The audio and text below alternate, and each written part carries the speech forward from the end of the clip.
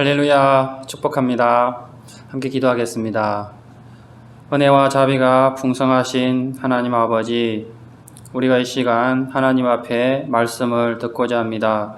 먼저 이 예배를 통해서 하나님 높임 받으시고 말씀을 통해서 우리를 향한 하나님의 크신 뜻과 또 베푸신 그 은혜와 또 우리를 향한 그 기대하심을 깨닫는 귀한 시간으로 인도하여 주시옵소서. 예수님 이름으로 기도드립니다. 아멘. 창세기 38장 12절에서 마지막까지입니다. 제가 천천히 한번 읽어보겠습니다. 창세기 38장 12절에서 마지막까지. 얼마 후에 유다의 아내 수아의 딸이 죽은지라. 유다가 위로를 받은 후에 그의 친구 아둘람 사람 히라와 함께 딥나로 올라가서 자기의 양털 깎는 자에게 이르렀더니 어떤 사람이 다말에게 말하되 내 시아버지가 자기의 양털을 깎으려고 딥나에 올라왔다 한지라. 그가 그 가부의 의복을 벗고 너울로 얼굴을 가리고 몸을 휩싸고 딥나 길 곁 에나임 문에 앉으니 이는 셀라가 장성함을 보았어도 자기를 그의 아내로 주지 않음으로 말미암음이라. 그가 얼굴을 가리었으므로 유다가 그를 보고 창녀로 여겨 길 곁으로 그에게 나아가 이르되 청하건대 나로 내게 들어가게 하라 하니 그의 며느리인 줄을 알지 못하였음이라. 그가 이르되 당신이 무엇을 주고 내게 들어오려느냐. 유다가 이르되 내가 내 떼에서 염소 새끼를 주리라. 그가 이르되 당신이 그것을 줄 때까지 담보물을 주겠느냐. 유다가 이르되 무슨 담보물을 내게 주랴. 그가 이르되 당신의 도장과 그 끈과 당신의 손에 있는 지팡이로 하라. 유다가 그것들을 그에게 주고 그에게로 들어갔더니 그가 유다로 말미암아 임신하였더라. 그가 일어나서 떠나가서 그 너울을 벗고 과부의 의복을 도로 입으니라. 유다가 그 친구 아둘람 사람의 손에 부탁하여 염소 새끼를 보내고 그 여인의 손에서 담보물을 찾으려 하였으나 그가 그 여인을 찾지 못한지라. 그가 그곳 사람에게 물어 이르되 길 곁 에나임에 있던 창녀가 어디 있느냐. 그들이 이르되 여기는 창녀가 없느니라.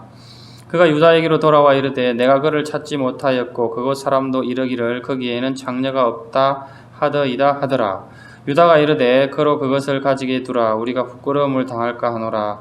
내가 이 염소 새끼를 보냈으나 그대가 그를 찾지 못하였느리라. 석 달쯤 후에 어떤 사람이 유대에게 일러 말하되 내 며느리 다말이 행음하였고 그 행음함으로 말미암아 임신하였느니라. 유다가 이르되 그를 끌어내어 불사르라. 여인이 끌려나갈 때에 사람을 보내어 시아버지에게 이르되 이 물건 임자로 말미암아 임신하였나이다. 청하건대 보소서. 이 도장과 그 끈과 그 지팡이가 누구의 것이니까 한지라. 유다가 그것들을 알아보고 이르되 그는 나보다 옳도다. 내가 그를 내 아들 셀라에게 주지 아니하였음이로다 하고 다시는 그를 가까이 하지 아니하였더라. 해산할 때에 보니 쌍태라. 해산할 때에 손이 나오는지라. 산파가 이르되 이는 먼저 나온 자라 하고 홍색 실을 가져다가 그 손에 메었더니 그 손을 도로 들이며 그의 아우가 나오는지라. 산파가 이르되 내가 어찌하여 터뜨리고 나오느냐 하였으므로 그 이름을 베레스라 불렀고 그의 형 곧 손에 홍색 실 있는 자가 뒤에 나오니 그의 이름을 세라라 불렀더라. 아멘. 창세기 38장은 성경 66권 중에서 정말 가장 특이할 만한 그런 장이라고 볼 수 있습니다. 보통 이렇게 수치스러운 것이죠. 이스라엘 역사 가운데 유다, 야곱의 아들 가운데 유다가 근친상간에 그런 죄를 저질렀고 또 그 후손으로 예수 그리스도가 나왔다는 것은 어떤 면에서는 이스라엘 역사에서는 숨기고 싶은 것이죠. 그 다윗이 밧세바를 범한 경우에도 역대기 기자는 그 기록을 기록하지 않았습니다. 왜냐하면은 유대인들, 그러니까 이스라엘 히브리 족속들 입장에서는 그 수치스러운 숨기고 싶은 역사이기 때문에 숨긴 것이죠. 그런 면에서 창세기 38장도 참 저자가 숨기고 싶었을 텐데 이렇게 기록한 데는 하나님의 그런 섭리가 있는 것이고 우리 성경이 정말 하나님의 말씀이라는 사실을 또 반증한다고도 하겠습니다. 그래서 말씀드린 대로 이 38장을 참 바르게 이해하는 것이 아주 중요합니다. 오늘 간단하게 이렇게 이제 강의식으로 그렇게 한 구절 한 구절 풀어서 설명하도록 하겠습니다. 유다가 이제 헤브론을 떠나가지고 다시 한번 요약을 하면은 세월이 흘러서 이방 여인과 결혼을 합니다. 그래서 이제 아들을 셋을 낳게 되는데요. 근데 첫째 아들의 며느리가 바로 다말입니다. 다말인데 이 첫째 아들이 하나님 앞에 어떤 성적인 죄를 저지른 것 같습니다. 그래서 갑자기 죽임을 당하죠. 그럼 며느리가 이제 과부가 되잖아요. 이 고대 사회에는 계대 결혼법에 의해 가지고 그 둘째 아들이 형수의 남편이 되어서 그 장남의 대를 잇게 해주는 그런 제도가 있습니다. 근데 이 둘째가 형수와 관계를 하면서 드는 생각이 뭐냐면은 자기가 이제 아들을 낳아주게 되면은 이 아들하고 형수가 그 집안의 유산을 이렇게 크게 차지하게 되잖아요. 장자로서. 그래서 생각한 끝에 자기에게 돌아올 그런 분깃이 적다라고 판단하고 관계하면서 그 땅에다가 설정을 해버리는 것입니다. 그래서 이걸 이제 하나님께서 아주 악하게 보시고 둘째 아들을 죽여버리는 것이죠. 그 유다 입장에서는 아들이 셋이 있었는데 지금 둘이 죽었잖아요. 그러면 이제 마지막 셋째 아들을 또 며느리한테 계대 결혼법에 의해 가지고 또 남편으로 줘야 되는데 유다가 생각했을 때는 이게 왜 아들이 둘씩이나 죽었을까? 며느리 탓이 아닐까? 그렇게 생각을 한 것입니다. 그래서 머리를 쓴 게 뭐냐면은 며느리 보고 진정해 좀 가 있어라. 지금 셋째는 아직 어리니까 좀 장성하면은 너에게 주겠다. 이제 그 짓으로 약속을 한 거죠. 주기 싫어서. 예, 그런 내용이었습니다. 이제 본문은 이제 그 유다와 다말이 어떻게 그 이후에 근친상간이 이루어지고 이 둘 사이에 아들이 태어나는지 그런 내용이 되겠습니다. 12절 보시면은 얼마 후에 유다의 아내 수아의 딸이 죽은지라. 그 유다의 아내가 죽었습니다. 유다가 위로를 받은 후에 그의 친구 아둘람 사람 히라와 함께 딥나로 올라가서 자기의 양털 깎는 자에게 이르렀더니, 이제 그 유다의 아내를 수아의 딸이라 그러고 이름을 밝히지는 않지 않습니까? 이름을 밝힐 수도 있는데 이것은 아마도 이제 이방 여인이기 때문이고, 또 하나는 그렇게 유다가 이 아내를 깊게 사랑하지 않은 게 아닌가 그렇게 보고 있습니다. 그리고 아내가 이제 죽은 시기는 양털 깎은 시기라는 것을 12절을 통해서 알 수 있고요. 그리고 12절 시작에 얼마 후에 유다가 죽었다고 그러는데 이게 시간적으로 꽤 긴 시간입니다. 그러니까는 유다가 두 아들을 잃고 며느리를 친정에 지금 다말을 보냈잖아요. 그 후에 일어난 일인데 시간이 꽤 흘렀습니다. 그러니까 다말을 친정으로 보낸 후에 이제 그 막내 아들이 꽤 성장을 해가지고 다말에게 다시 보내줬어야 되는데, 다말에게 주었어야 되는데 약속을 지금 어긴 그런 상황입니다. 그러니 다말 입장에서는 어떻겠습니까? 그 시아버지가 약속을 지키지 않아가지고 자기는 지금 살아갈 방법이 없는 그런 상황이잖아요. 그래서 얼마나 화가 났겠습니까? 이런 상황에서 유다가 이제 아내가 죽고 나서 여기 보면은 아둘람 사람이라 그러는데 아둘람 사람 히라와 함께 이 다말이 사는 마을에 들어가게 된 것입니다. 그러니까 이 소식을 며느리가 딱 듣고는 자기가 이제 그 갑옷 옷을 벗고 창녀로 위장을 하게 되는 것이죠. 13절에 어떤 사람이 다말에게 말하되 내 시아버지가 자기의 양털을 깎으려고 딥나에 올라왔다 한지라. 그러니까 양털을 이제 깎을 때는 보면은 동네에 큰 잔치가 벌어지지 않습니까? 그러면은 그 술과 떡을 길게는 일주일씩 이렇게 먹고 마신단 말이에요. 그러면은 지금 상황이 어떤 거냐면은 유다의 마음이 굉장히 지금 들떠 있는 거예요. 들떠서 여자를 가까이 하기에 더 쉬운 그런 마음 상태고 환경이라는 것입니다.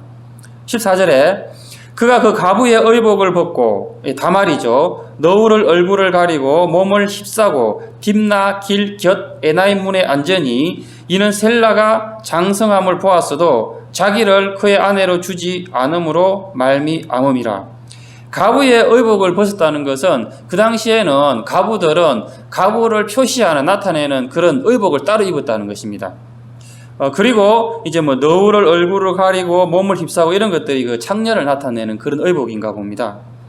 14절에서 왜 다말이 이렇게 아버지를 속여서 이렇게 큰 죄를 저지르고 했는지 이유를 분명하게 밝히고 있습니다. 다시 보면은 이는 셀라가 장성함을 보았어도 자기를 그의 아내로 주지 않음으로 말미암음이라.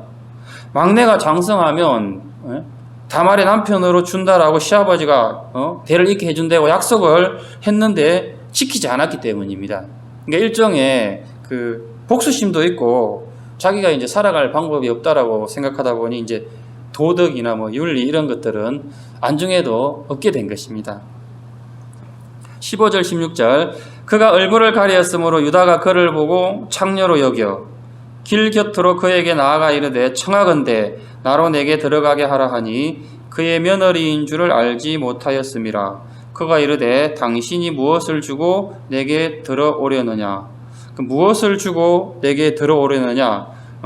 다말이 그 이제 유다의 신분을 증명할 수 있는 그런 증거물을 지금 자기가 확보하려는 것입니다. 17절 유다가 이르되 내가 내 떼에서 염소 새끼를 주리라. 그가 이르되 당신이 그것을 줄 때까지 담보물을 주겠느냐. 그 유다 입장에서는 그냥 염소 새끼를 화대로 주려고 했는데 다말은 이제 자기 이제 임신할 경우를 대비를 해서 그 아버지가 이 아이의 남편이 유다임을 증명하기 위해서 유다의 그런 소지품을 달라는 것이죠. 근데 이제 유다는 아무런 의심을 하지 못합니다. 18절 유다가 이르되 무슨 담보물을 내게 주랴. 그가 이르되 당신의 도장과 그 끈과 당신의 손에 있는 지팡이로 하라. 유다가 그것을 그에게 주고 그에게로 들어갔더니 그가 유다로 말미암아 임신하였더라. 도장은 이제 개인이 이게 휴대하면서 상거래를 할 때 꼭 필요한 그 사람의 어떤 신분이나 권리를 나타내지 않습니까? 그리고 이 지팡이는 여행할 때 보조기구로 우리가 이렇게 사용하기도 하고 가축을 칠 때 사용하기도 하는데, 근데 이 히브리인들에게는 지팡이가 그 자기 부족을 상징하는 그런 어떤 그 신물이라고 하죠. 예. 그 신물에 해당하기도 합니다. 그러니까 이 도장하고 지팡이는 히브리인들에게는 아주 그 신분을 확인하는 특히 더 소중한 물건이라 하겠습니다.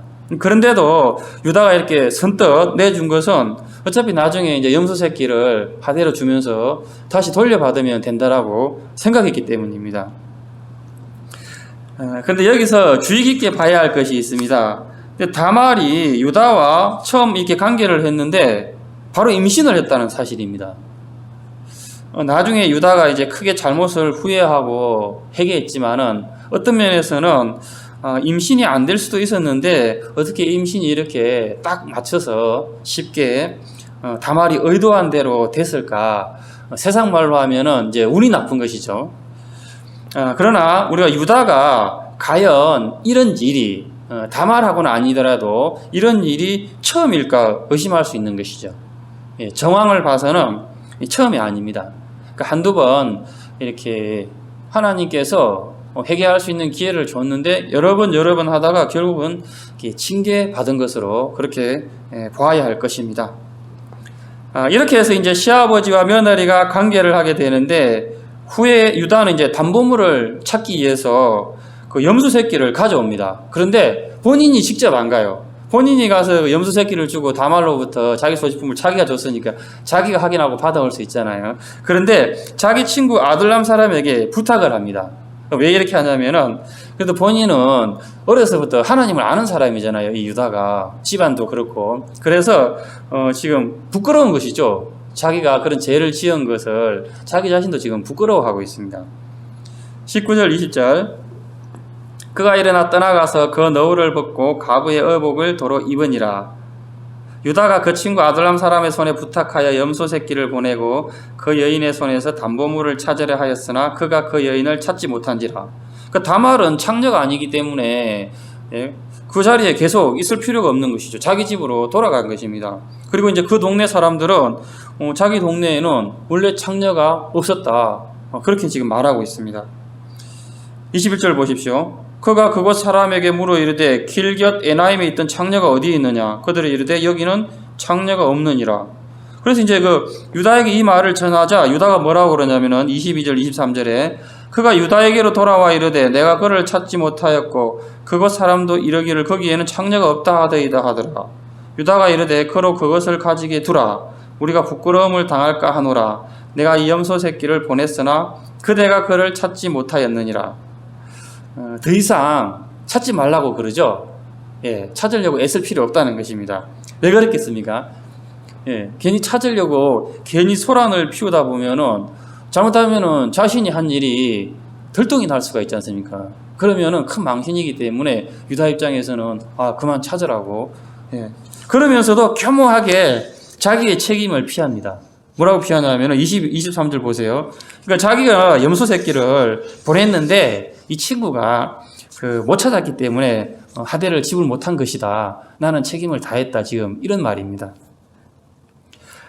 그 후 시간이 3개월쯤 지나서 이제 그 다말이 임신했다는 소식을 유다가 듣습니다. 이 시대에는 오늘날도 마찬가지지만 과부가 제가 하지 않은 상태에서 임신을 했다는 것은 보통 일이 아니지 않습니까?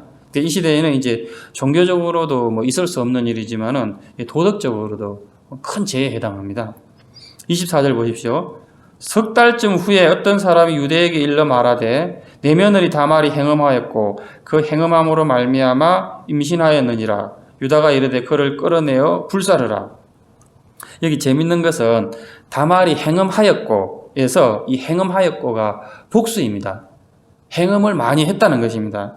사실은 그게 아닌데 지금 마을 사람들이 다말이 한 번이 아니라 지금까지 매춘부 생활을 쭉 하다가 임신을 했다고 지금 과장하고 있습니다. 그 사람들은 이게 뭔가 이렇게 소문을 낼 때 보면 항상 이렇게 과장을 하지 않습니까? 전달 과정에 있어서도 이렇게 사실과 많이 다르게 이렇게 전해지는 경우가 많이 있습니다. 그러니까 이 소식을 들은 유다 입장에서는 당장 그냥 화형에 처하라고 그러죠. 예, 화형은 이제 과한 게 아닌가 싶은데 이 시대에는 그냥 당연한 그런 처분에 해당합니다. 왜냐하면 다말이 사고나 실수로 저지른 게 아니라 매춘부 생활을 지금 했다고 유다는 그렇게 믿기 때문에 그렇습니다. 이런 처분에 대해서 다말은 이제 미리 대비를 하고 있었던 것입니다. 25절, 26절.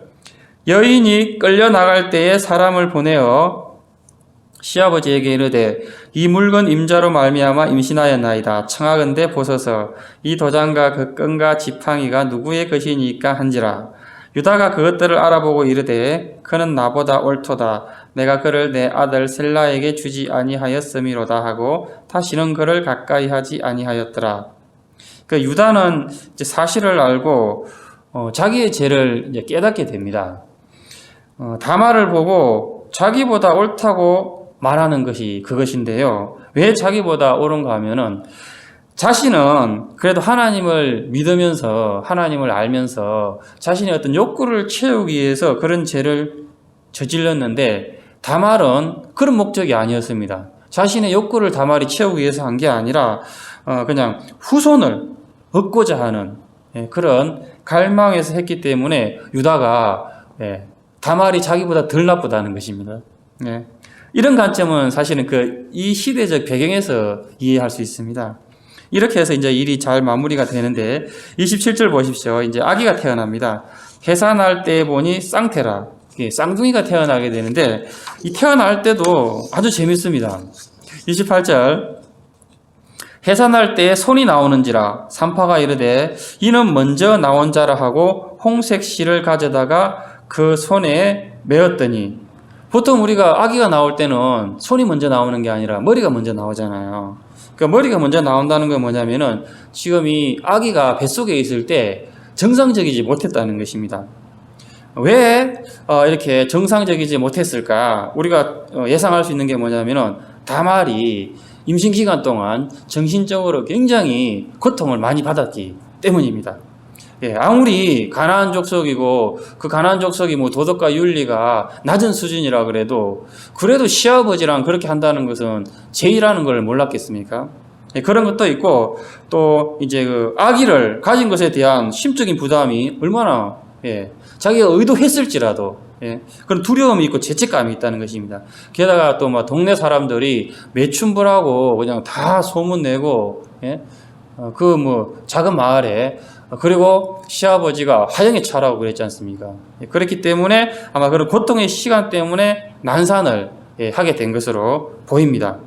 어쨌든 쌍둥이를 가졌기 때문에 이제 산파는 먼저 나온 아게가 형이라는 사실을 갖다가 표시하려고 손에다가 홍색 실을 묶었잖아요. 그죠? 예. 그리고는 다시 손을 집어 넣어버려요. 머리부터 나가게 하려고. 29절, 그 손을 도로 들이며 그의 아우가 나오는지라. 산파가 이르되 내가 어찌하여 터뜨리고 나오느냐 하였으므로 그 이름을 베레스라 불렀고. 그러니까 손을 넣고 머리부터 빼려고 그랬는데 동생이 그 사이에 틈을 비집고 나와버린 것입니다. 여기서 터뜨리고 나왔다라고 표현을 하는데 이제 그 사이를, 좁은 사이를 갖다가 이 동생이 비집고 나왔기 때문에 그 엄마의 회음부가 찢어진 것입니다. 그래서 이걸 지금 터졌다라고 표현을 하고 있습니다. 그래서 이름도 베레스라고 불렀는데요.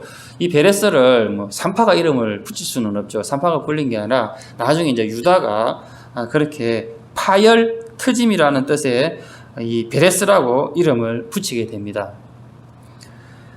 30절, 그의 형 곧 손에 홍색 실 있는 자가 뒤에 나오니 그의 이름을 세라라 불렀더라. 이 세라는 이제 떠오름이라는 뜻인데 나중에 우리 여호수아 가나안 정복 때 보면은 아간이 죄를 범하잖아요. 아간의 가족이. 그 아간의 조상이 세라입니다. 이렇게 해서 창세기 38장의 이야기가 끝이 납니다. 유다와 다말 사이에 쌍둥이 세라와 베레스가 나오는데 이 동생 베레스가 먼저 출생하고 이 동생 베레스를 통해서 후에 예수 그리스도가 나오시게 됩니다. 말씀드린 대로 이 창세기 38장은 참 특이한 장입니다.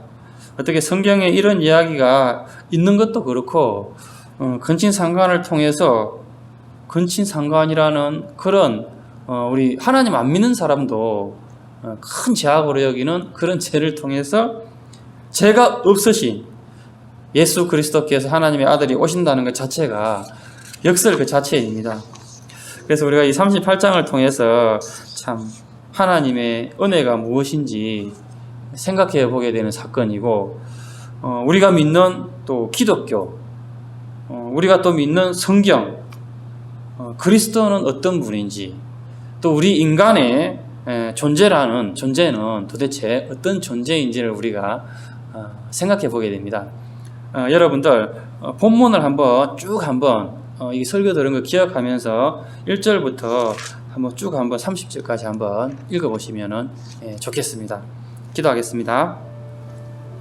우리 함께 기도했으면 좋겠습니다. 우리 나라를 위해서 또 세계 선교와 선교사님과 우리 복정교회와 주일학교를 위해서 청년부를 위해서 또 군복무 중인 정우기와 또 사업장을 운영하는 또 학교 다니고 직장 다니는 우리 청년들 하나님의 은혜 속에 2022년도도 잘 보낼 수 있도록 무엇보다도 말씀을 사모하고 예배를 사모하고 우리가 잘 모이지는 못할지라도 성령께서 한 사람 한 사람 이렇게 지켜달라고 또 그리고 오늘 주신 말씀 생각하면서 우리 함께 기도하겠습니다.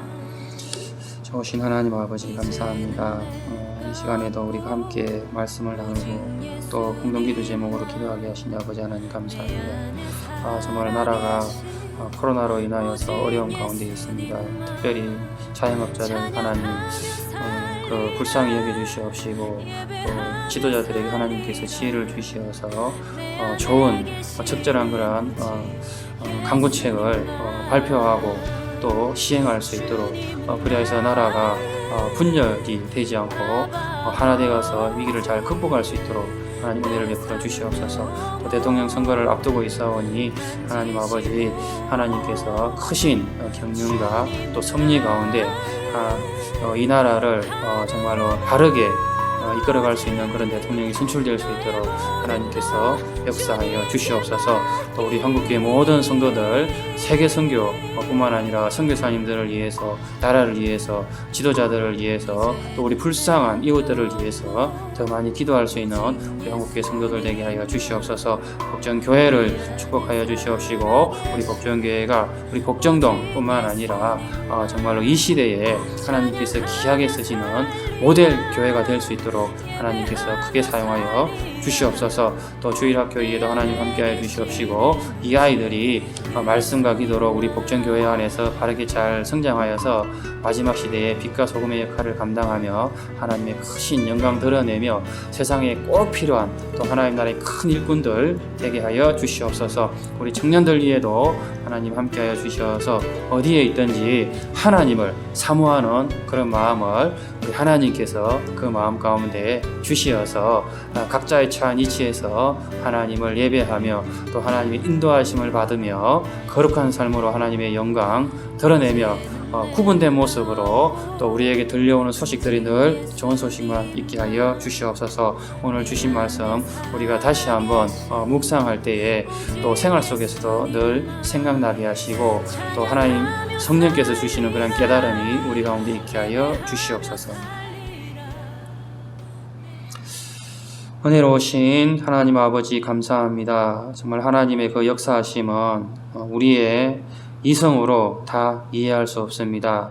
하나님 아버지 깨닫게 하시고 또 바른 길로 인도하여 주시기를 원합니다. 정말로 늘 말씀을 대할 때마다 우리의 한계와 또 연약함과 유한함을 깨닫게 하시고 크신 하나님을 만나는 은혜가 우리 가운데 있게 하여 주시옵소서. 한 주간에도 주의 은혜 가운데 살기를 원하오며 감사를 드리며 예수님의 이름으로 기도드립니다.